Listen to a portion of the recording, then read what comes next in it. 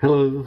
So we just spent the night camping here, Patch and I, and we're in Yellow Craigs, and this is really a vlog to explain the power usage. So I've been trying to avoid the use of gas, propane, because of its availability and its cost, and we have the ability to run really everything that we use for like heating water and heating the van using electricity. And the electricity is pretty much free. We have a solar panel, and we also have a charge controller, so that when we're driving, it allows the batteries to get charged. So we use this little portable oil-filled radiator last night, and its rating is it goes up to 1500 watts, and so when I plug this into the inverter, I don't know if you can see, it was just above setting 1, and I had it on 1 bar.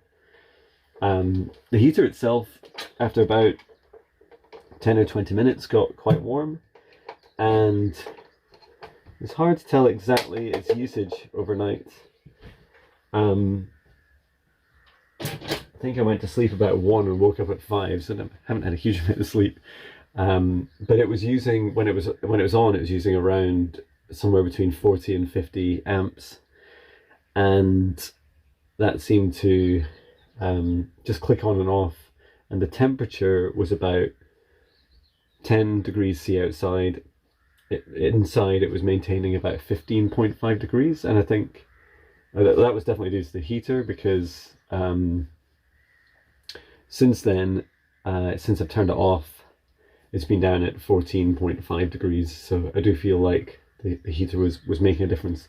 And 15.5 degrees was enough to sleep in 2 duvets. And Patch seemed fine. He's just been on the floor on his bed.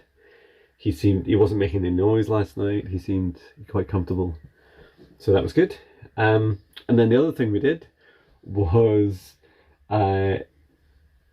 heated the hot water using electricity. Now, just heating and electricity is just a very expensive way in terms of electricity, but if your electricity is free, then it's not expensive.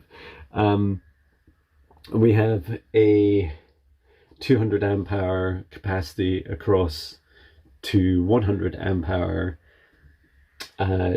12 volt lithium batteries, and so those batteries, I think when I woke up this morning, so after the heater being on through the night, at least through part of the night, the battery capacity was about 66%, so thereabouts, and just left everything turned off. Actually, that's not quite true. I did start to heat the water before I left. I don't think this is a very efficient way of doing it. I ran it for a few minutes, and had the hot water on eco setting, which I don't think is amazing. So then went for a run, and then came back, and then when we set the hot water, so just while I was like doing yoga, like stretches and meditation, I put on the hot water at hot setting and electric 2, which was using about 1000 watts of power. It ran for 15 minutes, and usually about 15 to 20 minutes is what I'd run it for when I'm on electric hookup onto the mains, so 15 minutes seemed about right. So yeah, ran it for 15 minutes and stopped it, like turned it off, and then went in the shower in here, and it ran pretty well. Like I'd say it was like almost perfectly timed, like because you don't want to use too much electricity and just waste it. So I managed to, put shampoo in my hair. I have such a huge amount of hair, and then do my do my body and all that. Just a few minutes in the shower. I don't know, like 2-3 minutes, But I didn't feel rushed. The water was certainly hot. It's not as hot as it's been before. Like, I think if I left it for probably 20 minutes, it'd be even hotter. So yeah, I just had the shower and that's it. And I think now I'm down to about just below 30% capacity. Now, it's not much, and that would take a long time for our solar panel to charge back up.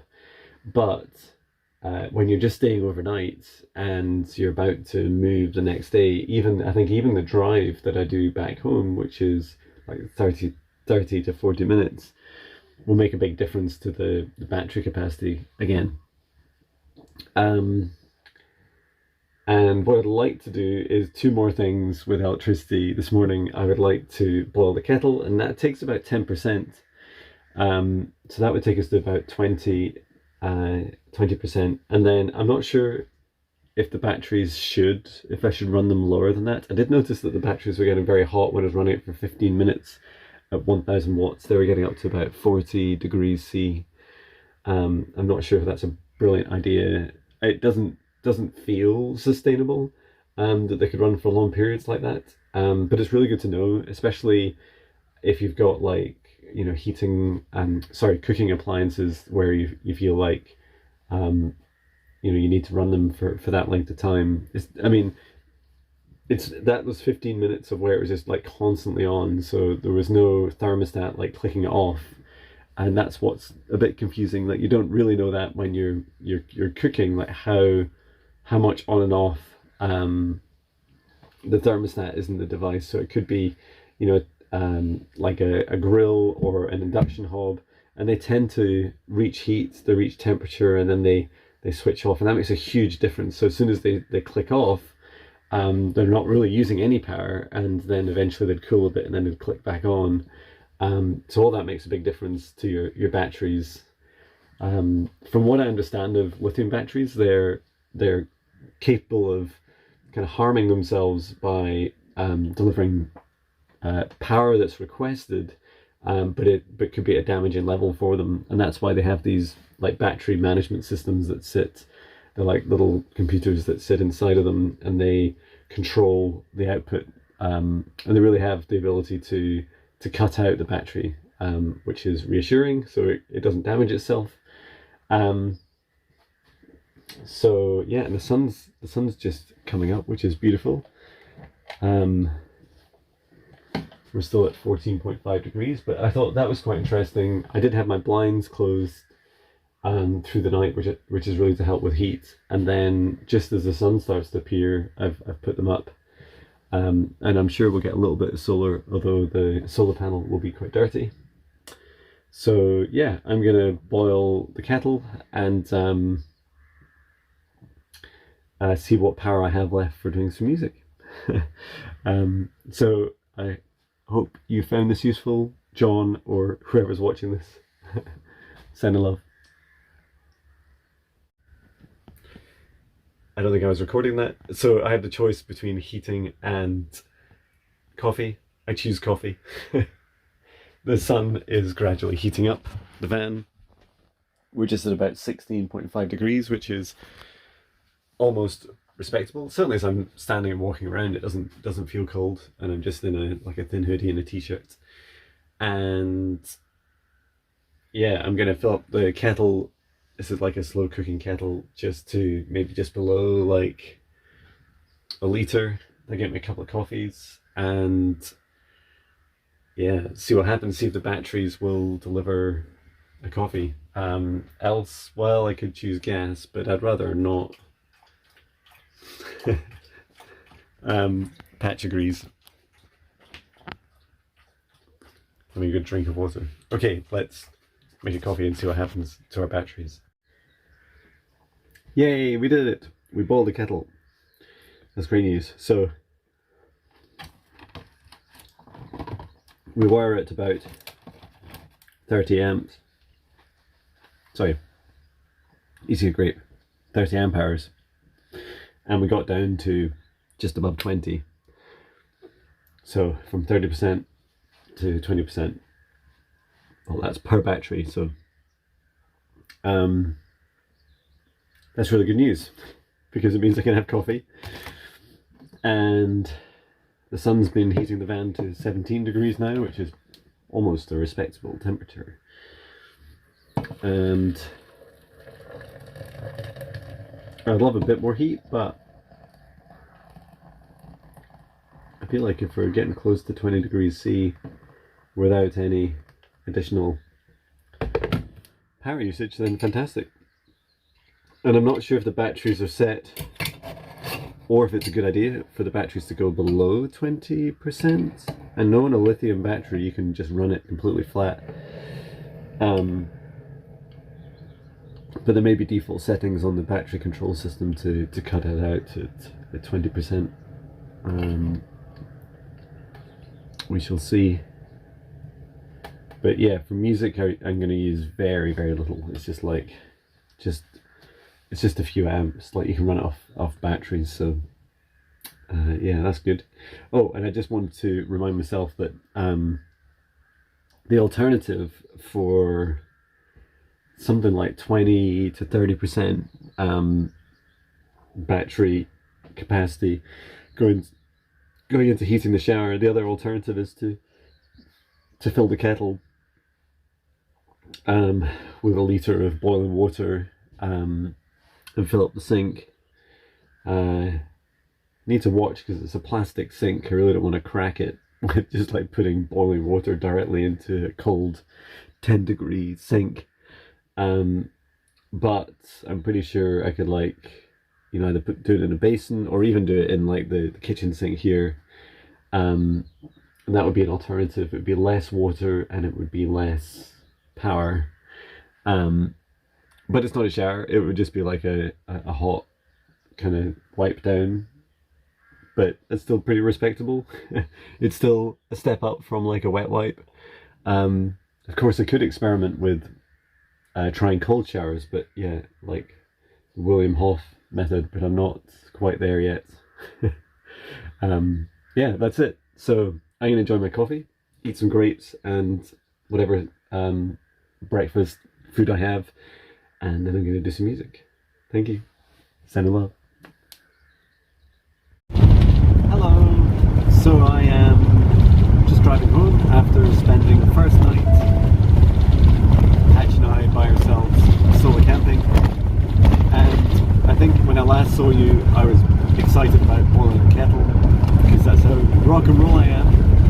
And after I did that, I had the oil-filled radiator on for a little while.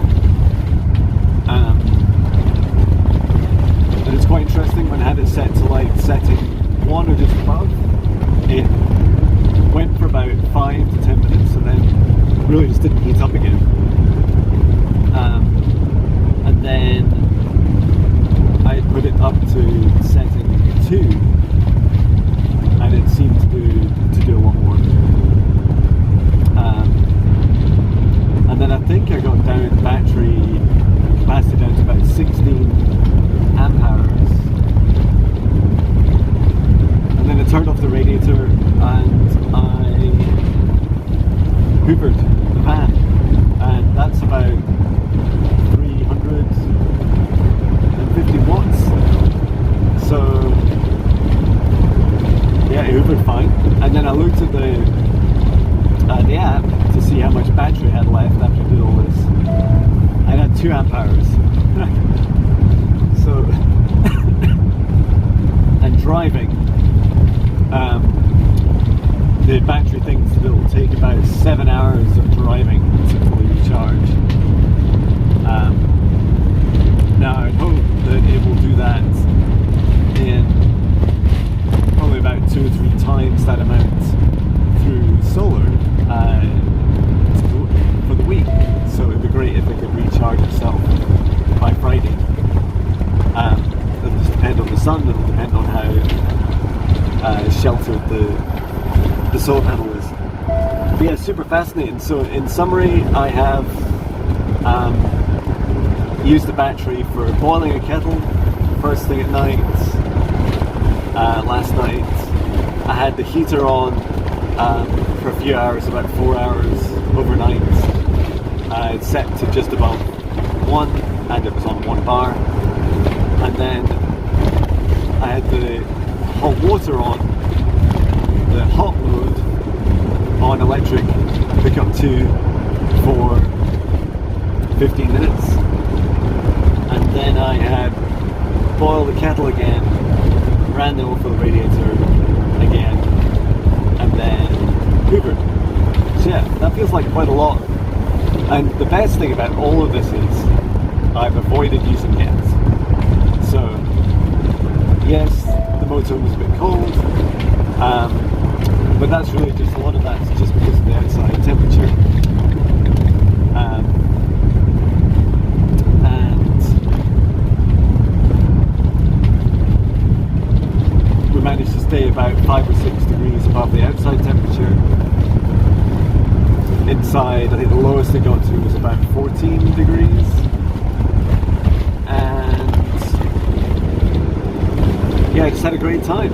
I think what's really cool about learning about all this is that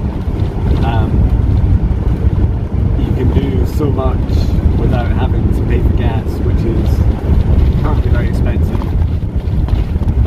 It would be the same if I had like a diesel heater, it would be very expensive.